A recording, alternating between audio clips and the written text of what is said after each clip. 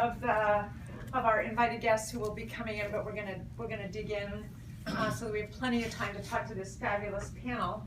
I think I know a lot of you, but for those of you who we haven't met, I'm Linda Winter, and I'm so pleased today to be working with and for the CB&A team. This is really kind of an interesting breakthrough idea in terms of sharing ideas, letting all of you ask questions, hearing from really some innovative and forward-thinking educators who are here to share their ideas and answer my questions and yours. So hats off to the CB&A team for coming up with this idea, and thank you very much for the opportunity. And with that, we're going to launch in. Let me tell you a little bit about our roadmap for the discussion today. We're going to try and leave plenty of room for questions from all of you. I have, obviously, for all of you who know me, I have a little agenda of questions. I always have an agenda of questions. So we're going to start there. Members of the CB&A team will come around. If you want me to ask the question, write it on a note. If you want to ask the question, we'll come to you and let you identify yourself and ask these folks their questions. We're here really today to talk about trends, ideas, emerging issues and challenges, opportunities, as seen from the eyes of this great group of folks, and they all have different and interesting backgrounds, so the perspectives will be great. I'm going to ask you all to introduce yourselves now, and I'll come to you one at a time. Sometimes I have a question that's specific for one of you, and I'll let you know. Other times I want to hear from everybody, so just bear with me here, and we'll work our way through this. So let's begin with some introductions. Ray, can I ask you introduce yourself, the district you work with, and just a little bit, very quickly, about enrollment, so that helps us put your comments in context. So tell us who you are. My name is Ray Wilson, and I'm from North Penn School District, which is about 30 miles north of here in Montgomery County, Pennsylvania. We have 18 schools, enrolling about 16,000 kids, and I'm a former police officer. I was a police officer for 31 years, and I've been with North Penn for 10 years now. I actually wear 3 hats. I'm called the Safe Schools Coordinator. I do all the emergency procedures and policies and things like that. We have a 25-man security department. I'm the head of that, and I'm also a school police officer. Everybody on our best behavior. Okay? I got it. Ray, or Phil, yes. Great. Well, I'm Phil Lanoue. I'm Superintendent of the Clarke County School District in Athens, Georgia. We're 13,000 students. We have 21 schools. The Clarke County School District is situated in the home of the University of Georgia, so that would give you one picture. I want to state beforehand that we have great kids. They come with us with great challenges, as Clarke County is considered the 3rd most impoverished county per capita in the country. And we are also, our performance was 50%, and our graduation rate for African American students in 2004 was somewhere around 40%. So we had a lot of ground to cover, and we have kids, we have high transient rate of 49% of our homes are single parents, 500 homeless families, etc. So it's not a picture that you would typically see when you think of a university town or if you think of UGA football. But nonetheless, the gains that we have made have been just incredible, and we've transformed what we think is a student-focused performance culture, making a difference for children, but at the same end, it's pretty fragile, but every day's a good day. I think you left one thing out. What's that? Weren't you just named? Oh, yeah. Thank you. Yes. Very. I in 2015 was the Georgia Superintendent of the Year and AASA's National Superintendent. Yeah. Wonderful. Thank you. You need to embarrass you, but I want folks to And I'm a celebrate Vermonter, with you. by the way, just FYI. So there we go. Throw it all in there. We're so pleased to have you, Phil, and we're pleased to have you, Stephanie. Stephanie brings just 360 degrees of perspective and insight to the conversation today. She'll tell you about it. Both of her roles. She's going to be speaking today. I think, Ray, you said you wore 3 hats, right? Stephanie's going to wear 2 today, but she's going to really have one main hat today. Right. You want to tell us, Sure. Stephanie? Thanks. My name is Stephanie Ekas, and my background, I'm a speech pathologist. So I work with individuals, mostly children, who have significant speech and language disabilities. So that's one hat. That's my first hat, my primary hat. My secondary hat is I actually work for a manufacturer, Tobii Dynavox, and we specialize in augmentative and alternative communication tools for students who cannot speak. We also specialize in adapted curriculum materials. So those are my two hats. Perfect. Put the educator one back I'm on, coming which to you is as a great. speech language pathologist There you who go. specializes in working with students with special needs. We're so glad you're here today. That was wonderful. Thanks. And Helen Padgett, those of you who have been to ISTE, know ISTE as the organization, you'll recognize Helen. So Helen, jump in. Introduce Sure, yourself. absolutely. So I'm Helen Padgett, and I had the honor of serving as ISTE president. So it's a very exciting organization to be involved in. And I was explaining to my colleagues up here that I started as a teacher in ISTE, so realizing ISTE is a 35-year-old organization. So started as a teacher attending this conference and thinking, oh my gosh, this is absolute the place to learn. And then gradually becoming an administrator and then becoming a university professor. And in every role, this was the right conference to come to. And so I hope you all feel that way also, that it just is very broad in what it can do and what it can help us all understand and prepare for, because as you're saying, trends is what we're really looking at. And then in my real job, the day job we all have, we were joking about, we all wear multiple hats. I'm at Arizona State University in the Teachers College, and so I work with pre-service and in-service teachers and preparing them for the classroom or preparing them for their master's degree or doctoral studies. And once in a while she sleeps. I don't know. That's great. Welcome. We're glad you're here. Jennifer, hi. Hi, I'm Jennifer Gardner, and I'm with the School District of Philadelphia. Welcome to our fair city of brotherly love. We ordered special weather today, so it's all nice for you guys, but I think it might get a little wet again. I work in the IT department for my district. It's the largest in the Commonwealth of Pennsylvania. I'm the director of IT and Finance and Subsidies. So I handle the E-rate program for the district, which has been very successful for our district. Being as large as we are, we're upwards of $320 million in subsidies, and our current challenges are learning the new rules and trying to get through it. I'm glad you're here. Thank you. And last but not least, Gina, hi. Hi, I am Gina Piero, and I am an instructional coach in Worthington City Schools, which is in Worthington, Ohio. We're a suburban district in Columbus. And I was a classroom teacher for over 18 years, and then have been an instructional coach for the past 3, kind of a jack of all trades, helping teachers incorporate best practice into their classroom. That's great. That's great. All right, let's jump in with a couple of questions, and then we don't have to go in order. Again, you can just jump right in. Okay. Curious here, folks. Let's talk first about personalized learning and what's going on with personalized learning. And I'm kind of wondering, for those of you that are either at district in the classroom currently, what kinds of things you see working in personalized learning, where are you headed, what have been challenges, just quickly. Anybody want to be intrepid and volunteer? Phil? Sure. I saw that hand start to go. I'll lead off. That's good. Well, first of all, when we talk about personalized learning, I think the world changes when you get into a digital environment. So this is like year 38 for me, so I've kind of been through a lot of iterations. But I don't think there's anything quite as exciting as the time we're in now, when we're talking about how we can begin to think differently and leverage resources, not just around kids' strength or their growth areas, but around their interests and aspirations. So we have a set of tools now that we can do that. And so now you have to create the environments to do that. So and that really takes collaboration. It takes a willingness to change, a willingness to be nimble, with a focus on performance. It's a performance culture. But we've always worked on going into a planning using data. We've made some changes, and we've partnered with Waggle. We've actually been with Triumph Learning for the last 2 years, looking at personalized learning and how we can do that in a very different way. And what we found, we're at a real breakthrough because one is, we need to get the tools in kids' hands.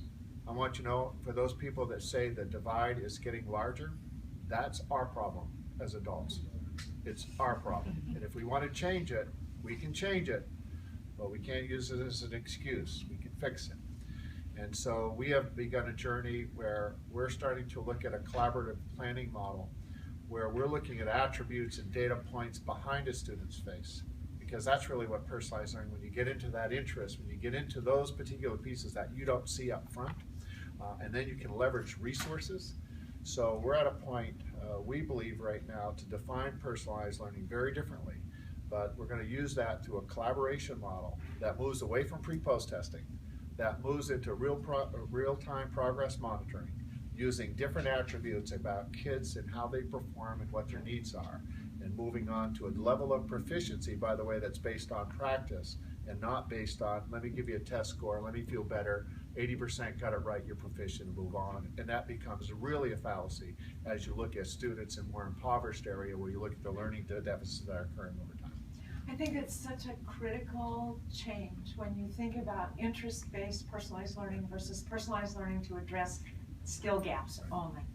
I think that's really, really important. Helen, were you going to jump in and say something about that? Well, I think, just following on that, I think that's exactly when you can really plan toward what a student really needs. And so I think that's where technology really assists us in being able to provide that differentiation for our students. So it really, I think you can remove some of the barriers in a classroom where before, with set materials in front of you, and many children who couldn't read the materials that were in front of them. Now there are so many different approaches to that, whether it is level delivery of materials, so the vocabulary is appropriate for where they are in their learning. So I just think the access that we have now to the actual apps that might be able to help us, or the resources that help us really be able to assist students. And that also helps us financially, because when they're much more flexible tools that we're working with, then it's our investment once in something, and then we can really adjust that based on what our discovery for that particular student is. So in a lot of cases we hear the term level the playing field, but it is one of the unique ways we feel we can do that, and not have children feel that children in other schools have this, but we don't. And so now there are ways for all children to have access through E-rate, thank goodness, because that's where it's coming from. If we didn't have that pipeline, we wouldn't have access to that. Really have some gaps. And I wanted to add to that, engagement is key, right? Student engagement is absolutely key, which ties into everything that you're saying. And the differentiation, obviously, and one of the things that we're doing, I know we're using Stepping Stone's math curriculum, which is a web-based program that engages the kids right off the bat with the technological aspect of it. But the pro for the teacher is that in a traditional type curriculum, you have access to your grade level, right? Your grade level curriculum. And to differentiate, you need to go out hunting and pecking and searching to make it applicable for learners at all different levels. Well, what is innovative about this program is that as a teacher, you have access to the K-5, I'm an elementary coach, you have access to the K-5 curriculum, so that you no longer have to go out and hunt and peck and search to adapt and differentiate those materials to meet the needs of all of your learners, which then engages everyone because they're being challenged at a level that's appropriate for them. Speaking of personalized learning here, when we think about personalized for every learner, for all learner, it seems to me that technology has helped us make classrooms truly inclusive. And that's another part of we have to include, and we have to include them in there to personalize. So can we talk a little bit about the technologies that are supporting inclusion? What's going on there, so that we don't have quite so many this pull out for that. This is a mainstream classroom. This is a special needs classroom. What's going on with inclusion and technology? Just quickly, Stephanie? Sure. In order to personalize the learning, we first need to know what the current skills are and where we want to take the student in the future. And I think we are now holding all students accountable to the same educational standards. And in order for students with special needs to have access to that curriculum to learn just like everybody else, technology is absolutely necessary. So some examples, for the student who can't hold a pen during a writing activity, what is the technology that we can provide to them so that they don't fall behind with their writing? For those students who need symbol support for literacy learning, what are we providing for them? One more example is a student who is nonverbal. In order to become a reader and a writer, I also have to be a talker. And we know that reading and writing is fundamental for being college ready, for being employed. And when you look at students with special needs, the unemployment rate for them when they get out of school is profound. And I think my personal opinion, and some of you may agree, is I think that stems from literacy skills, those reading and writing skills. So making sure that the special needs students are able to access the curriculum and learn and participate just like everybody else. And we have teachers ready to help them do that. Absolutely. Which is And not the technology easy, is always. not an option for these guys. They have to have it.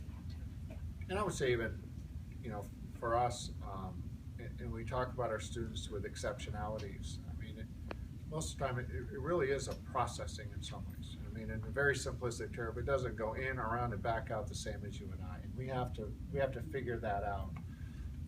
And so we're a full Google platform as well. So all of our kids have devices. But we say if it's not different, I mean, if you could do it in a book, then just use a book. It's a whole lot easier. Tech support goes down. But we really look at things differently, and it's really nice for me when I go around and see different activities. I can actually see on a student's platform that they may have a different writing assignment. I've seen some that's gone from a 3-paragraph, you know, with an opener, to 1 paragraph, to one student was just working and filling in a few words. Mm-hmm. You would have never known that. And students don't really care. So you are able to create this digital transparency where kids don't look at that. Is that they're using a set of tools all to Yeah, where it does more than level the playing field. It opens the playing field really, for everybody. It really does. And by the way, it brings out a set of skills that you would never see in some kids when you want them to really access information and really to create their own content. Through that conversation, it's much more communicative, it's much more lively than it's ever been before. That's great. We're going to take a jog around the corner, the conceptual corner here. School's been out for a few weeks, so we haven't heard the kind of news coming out of schools that can be so frightening for parents, for teachers, for communities. But we have somebody here who knows that. Talk about a different kind of playing field. We have Ray here, who lives school and district security up close and personal every day, right? I wanted to say actually on the technology, I hate to be I guess it's the cop in me, but I see some issues with technology and the social media and things like that. I was telling some of the people that were sitting with me that I spend probably about 90% of my time dealing with all the social media things, the harassment, the bullying, and things like that. So it does have a downside to it, but So talk to us about what you're doing to improve school security. What's on the horizon? Where do you think we're going to see changes and maybe a different perspective in the school year ahead? Obviously, we've done a lot of things since Sandy Hook, and I'm sure the other school districts are doing the same thing. But my school board pretty much laid out the red carpet and said whatever we need to do, we got to do. And it's a shame you always hear that. It's a shame you had a bad incident to make some changes, but we did a lot of things. We went to swipe card systems for our school for the staff, buzzer systems for all our schools. So the swipe card rate, is that to get in and out of the building? Is that the key fobs? Try to go to a one entrance system in our school. We had a lot of our schools that doors were open all over the place. We're trying to keep all the doors locked except for one entrance. One of the newest things that we're doing now is a lot of our schools, when you entered the front door, you could get into the whole school. So we're doing what's called secured vestibules, and actually we're doing 6 out of our 18 schools this summer. We're putting secured vestibules in that has like the bank teller window, putting increased camera. I'm a big believer in camera systems. I mean, we have a high school with 3,200 kids in it, a couple acres, and we only had years ago 30 cameras, and I just got a new system now. We have 85 cameras, and that's not even a lot, but I'm a big believer in cameras. You're not going to prevent some things, but you might see things in advance of that. But one thing I was telling some of the people here today another thing we're going to do with our secured vestibules that I'm a big believer in is this new film that you can put on the windows that is it's not bulletproof per se, but it's bullet resistance. Normally when you shoot a bullet through a window, it'll shatter. That's what happened up in Sandy Hook, and then he was able to get right in there. This gives you an extra 30 to 90 seconds that even if they hit it with a sledgehammer, that gives you time to do an intruder drill and get everybody locked down. And that's some of the things we're doing. I'm big on education too. I do a lot of talks with home and school and PTAs and all that kind of stuff, and we do a lot of intruder drills. We didn't even do intruder drills when I started 10 years ago. We didn't even do intruder drills at our elementary schools. So we're doing intruder drills at all the schools, and it's funny, I said, It's a big change. how many fires have we When had you at think schools in the last 100 years? We do a fire drill every month, but we only do 2 intruder drills a year. I'd rather do an intruder drill every month and maybe every other month do a fire drill. But that's some of the things we're trending right now. You know, in our school district, and I'm sure most of them are doing the same things. My big thing is I've always told people at all my talks, if somebody wants to get into a school, they're going to get in. It doesn't matter what you do unless you put a 20-foot high fence around with armed guards. You know, if somebody wants to get into a school, they're going to get in, but we're trying to do things to you know, slow them down a little bit. If we could only just distract them with a device, Yeah. right? With an iPad. Yep. Okay, yeah. I have one little thing to add, the safety and social media. A couple years ago, I did a presentation, did a lot of research. One of the things that I'm seeing is a lot of safe social media sites popping up for our students with special needs or students who need a little more guidance in that area. That's interesting. So I, you know, I suggest everybody start looking for those because a lot of those are popping up where you can really restrict who they can and can't communicate with. Well, so far everything we've heard today talks about if you kind of hear the undercurrent, everything needs more bandwidth. No matter what we're doing, we need more, we need more, we need more. So tell me what's going on. Jennifer, with bandwidth, do you have enough? Are you looking for more? What are your concerns? What are you thinking there? Our mantra has always been, if you build it, they will come. And as far as the E-rate program goes, my boss, who's been with Funds for Learning and our consultant that helps us get the funding since the beginning of the program, we've leveraged from day one, wiring all of our buildings, wireless access points as early as 2003. We are operating probably a lot smaller than we were as far as school size. We're about 213 schools, but each school has 20 gigs between them in our wide area network. So we have the bandwidth to do it. We just upgraded our internet connection. This is the second year of the contract, so we're actually at 10 gigs. So as far as the President's initiative back with ConnectEd, I believe it was, there was a bandwidth standard that was recommended. We've exceeded that number already. But as things come onto the network, we have BYOD, we have one-to-one programs, we have a lot of schools. I'm not an educator, but I manage the infrastructure that everything sits on. So as online technology and online programs become really the focal point and the key to getting information to the students, that makes our infrastructure that much more important. So that's where we are with it. Phil, what are you guys doing around bandwidth? Are you worried or are you okay? No, Good. no, we have plenty of bandwidth. Okay. You know, that was one of the priorities. I mean, one thing is unique about Georgia, we have something called SPLOS that gives you 1 cent sales tax in your county for facilities and for technology. Some people say, well, we're a small county, that's not much, but it's $2 million a month.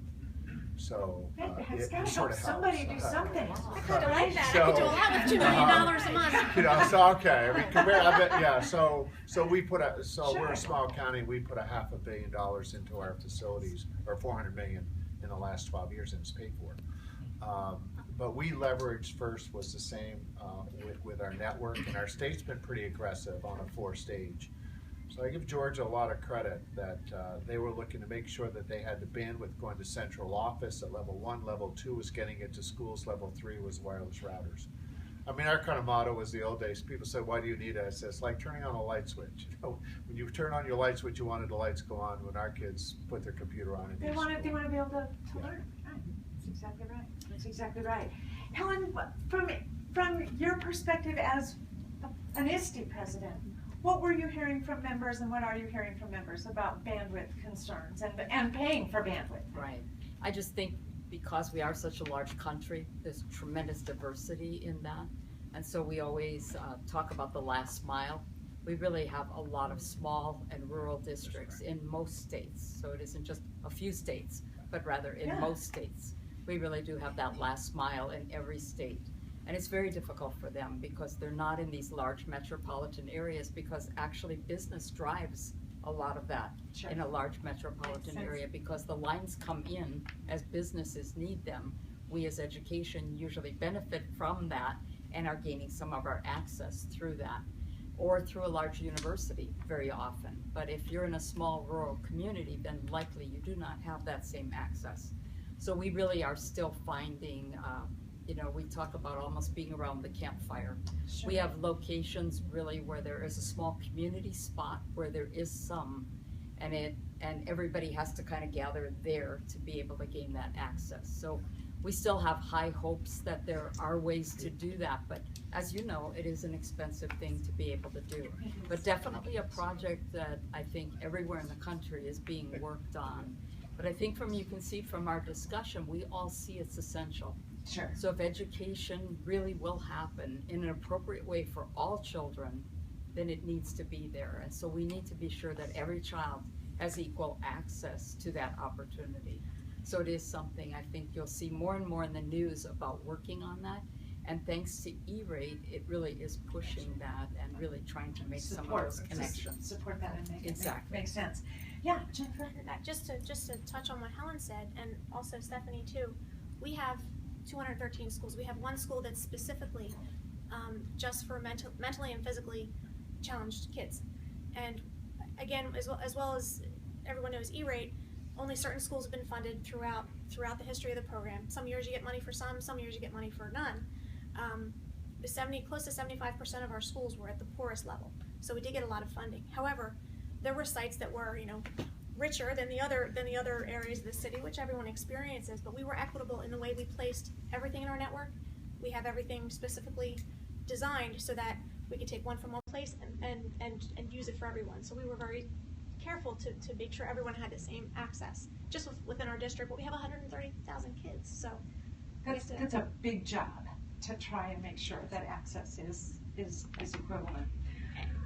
One more question, and then I want to make sure that our folks in the room have the opportunity to ask, and if not, I have a long list of other things to ask. So no pressure here in this part of the room. If we were in this room 3 years ago, we would have heard a panel, I think, saying, yes, we're thinking of blended learning. We are. We're going to find some learning and blend it.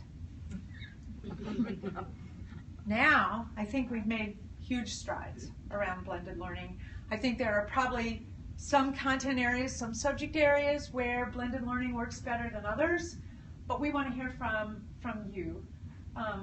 We'll start with you, Phil, and then Gina, maybe we'll come to you to talk about it. What's going on? Let me push that thought. So why do we call it blended? Isn't learning? Yeah, well. But I really say that this whole blended learning piece is an interim step in our progression. I don't think of us as blending traditional or something else with digital. In fact, are we blending rulers with pencils? What are we? Blending books with notebooks. So when we talk about blended learning, I just sort of make that quantum leap to say, listen, we're creating digital environments that are changing the way we teach drastically.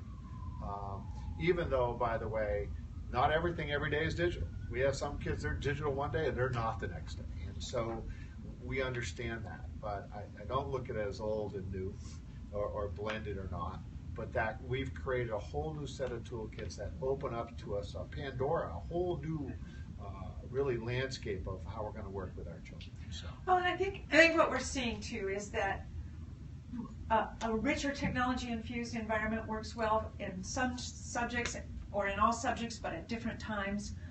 The way you use technology has to be content, kid, and standards appropriate. we're just wondering what else you guys see in the use of, I guess another way to think about this is, you know, how much of it is truly a flipped model, a hybrid model, what else you see changing around the way we're using, as Phil said, this digital ecosystem for learning. And I think what's important too is, you know, just like in the classroom with vocabulary and content area with kids, to make sure we're all on the same page and we have the same definitions.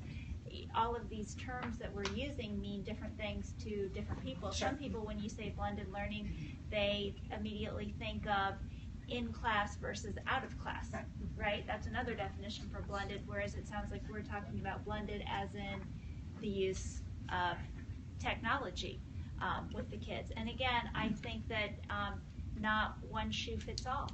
And we have to make sure that when we're looking at technology and how to incorporate it in the classroom, that we're using it in a way that benefits and helps students grow and achieve, because that's what it's all about.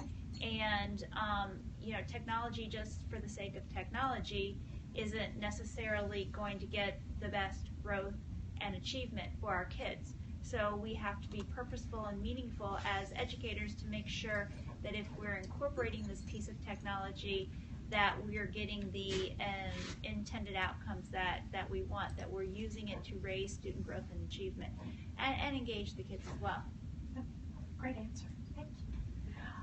Just quick answers. Get your questions ready. I'm coming.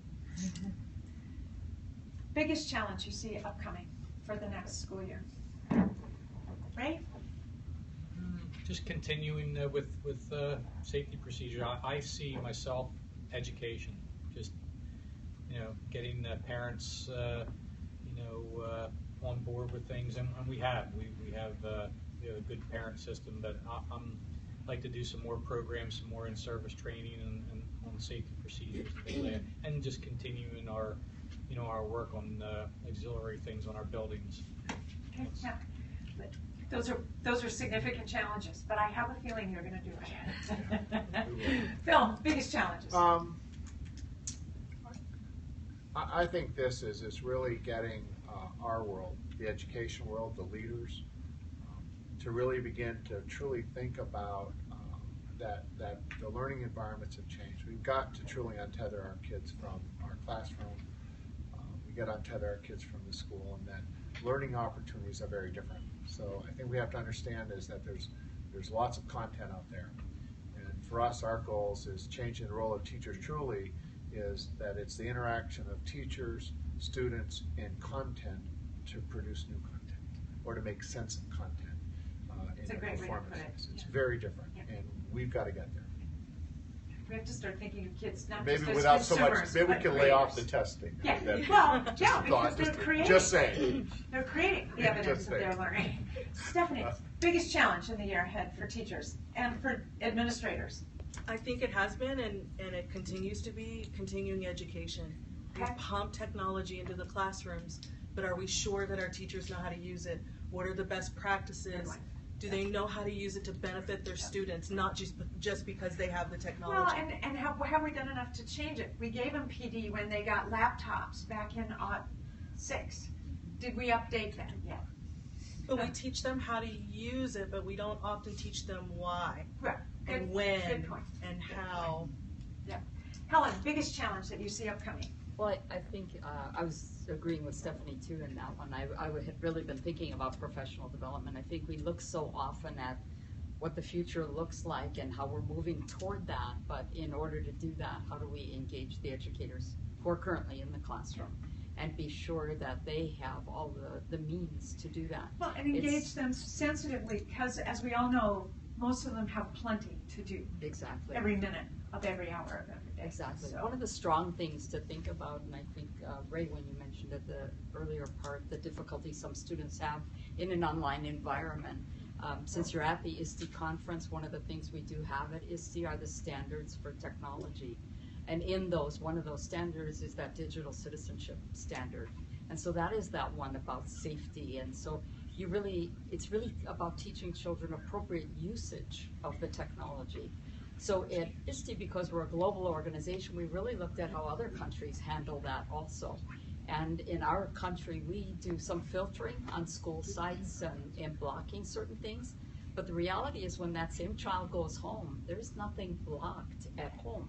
And that's where the bullying piece comes in, because what they can do on their phone or access from home is very different. So what we really need to teach is that responsible usage, and then help that student see what's appropriate. And so what we've really seen in many other countries is they don't filter at the school site. So they really do teach that citizenship responsibility that we all have. It isn't just young children who bully either. So if you really see, we see it in the public also, we see adult cases of that.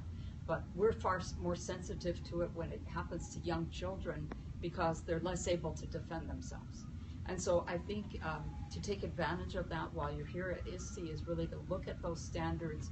We have some powerful tools that are available to be able to help teachers that they should know about and be able to help students with that. And so I do see that those are some of the, it's looking for resources. You're in the perfect location to do that and be able to take some of those things back and share out what of those tools are. I think it's such an interesting transition that we're welcoming the whole area of security into a conference like ISTE because we need it, and obviously we have great resources and we have great educators looking to take care of it. So and help. So it's a big change. We wouldn't have been talking about this 4 years ago, 5 years ago. That's for sure. Biggest challenge. Funding. Year ahead. Funding is always the biggest challenge. I think from the Commonwealth, as far as our operating budget is concerned, also E-rate funding. They've changed. They've flipped our world upside down. Changed, right. So we have some telecommunications funding that's going to gradually decrease, and we have to look for ways that we can either leverage what we have already in place, or find other resources or other solutions that we can fit within our budgets. We also have a challenge that is again recurring in trying to remind our teachers, our administrators, that internet access and network connectivity is a utility. Do you want the lights on? Do you want heat in the building? And do you want to have internet access? Because a lot of people will scream if we don't have internet access. So I think the focus needs to be on making sure the infrastructure is in place, it's upgraded, it's fast enough, and to get the E-rate funding to hopefully subsidize it so we can get our kids. 18 months ago we weren't saying that we had to support 10,000 Chromebooks on our networks, but now we do. So it's a big challenge. Big change. And last but not least, Gina. I would definitely come from the teacher side. I would say finding time for teacher collaboration. And when I say teacher collaboration, I mean deeply embedded in practices. Not, who's going to plan the field trip and who's going to send this to the copy center or whatever that is, but, looking at teaching practice. The best professional development there is to go in and observe your peers and then come back and have collegial discussions around best practice based on specific student growth and achievement data. Is it working? How do we know? What's the evidence? Just like we ask kids with, when they're reading and they're coming up with responses, how do you know? What's the evidence? Point it out. Great. Okay, to the room. Did anybody have questions for these wonderful folks? This is your chance. It's not often you get a past president of ISTE, a superintendent of the year, a school security specialist, a speech pathologist, a funding expert, and an honest-to-God classroom practitioner all across one table. Questions from the room? Yes, identify yourself. Hi, Melissa Greenwood with Smart Growth. My question is for Helen. So you work at Teacher Prep, and how is this conversation changing the curriculum that's being used to train new teachers around personalization or digital citizenship? So I can speak for my own university, but realize just like anywhere, it's diverse across our country. But for my own university, we're very closely aligned to ISTE, probably come as no surprise to you, but because many of us are engaged here with ISTE, and so we have really embedded the technology into what we're doing in our pre-service classrooms. And so all of the standards that are the ISTE standards for students, for teachers, for administrators, so no matter what level it is at our university, those are embedded into our syllabi. And so in our syllabi, as someone goes through our curriculum, whether they're becoming a principal or a superintendent, classroom teacher, then they really are receiving that at the university level. And so we try to think that that's the important place. It should happen up front. And the professional development should be ongoing. It should be for all of us. It's lifelong learning.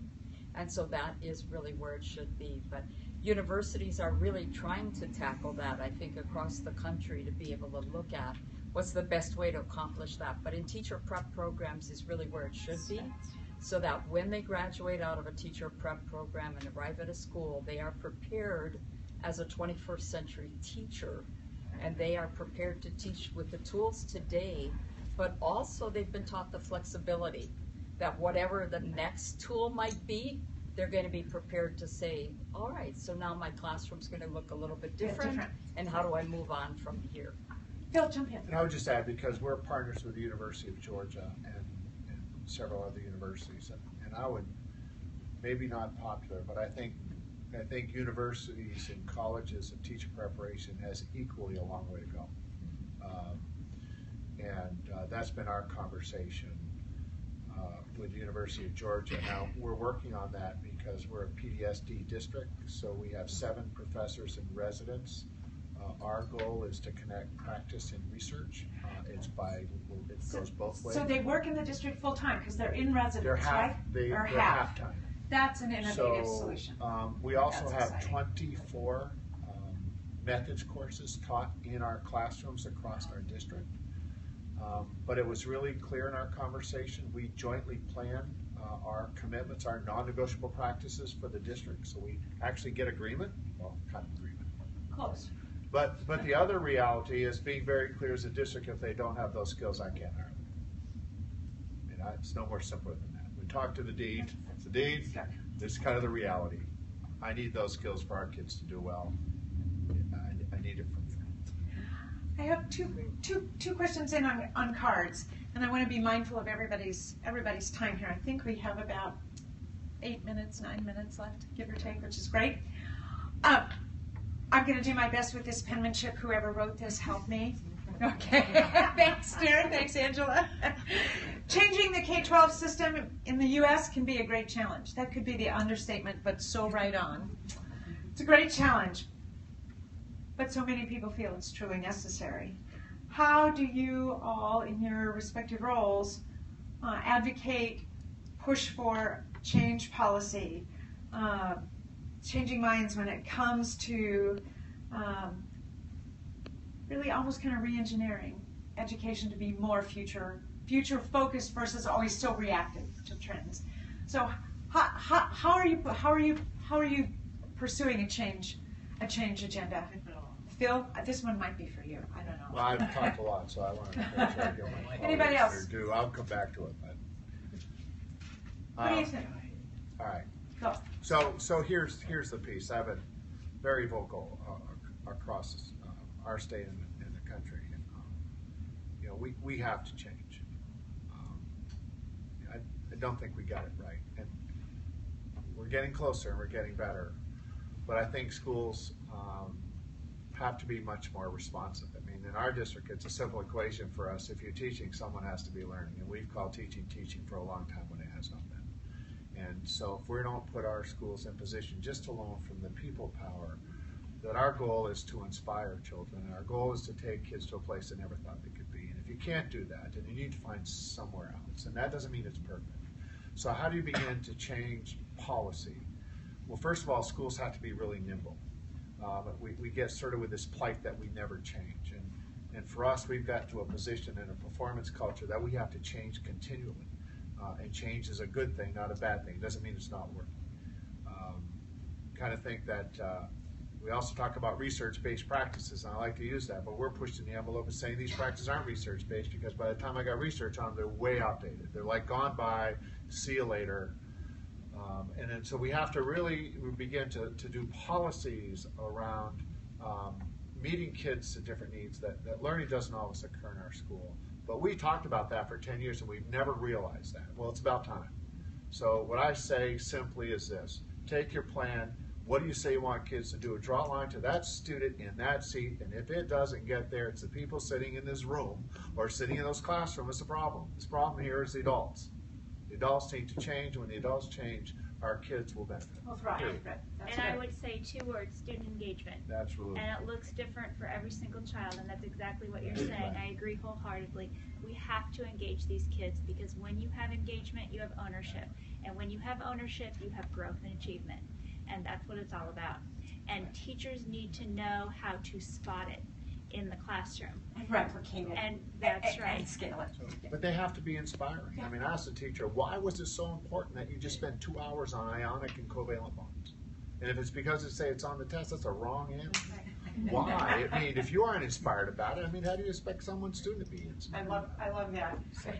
It's taking me down memory lane in a chemical way here. So here's the last question. What are you all doing to protect student data, keep student data private?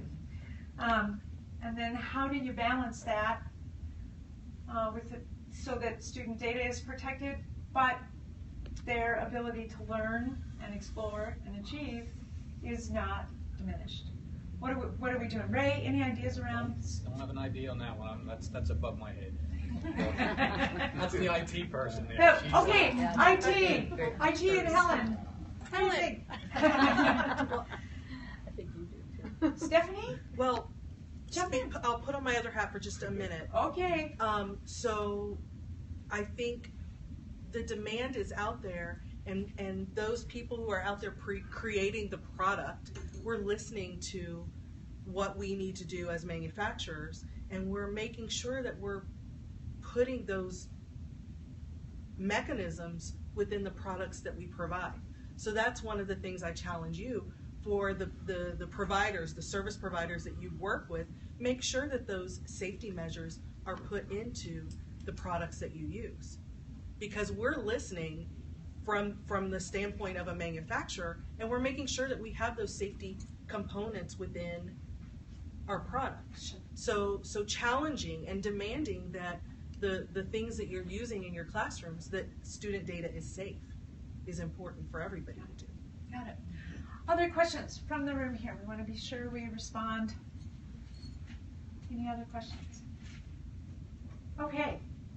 We have members of the press. We have folks who write about education here, folks who are vitally interested in what you all do. What would you say to them about, from your perspectives, what are they missing in what they cover, and what do you think they've done a great job covering? Because I think we have examples here of some great coverage of education. Anybody? What are you not seeing? What do you think they've done a great job covering this year? Any advice to them?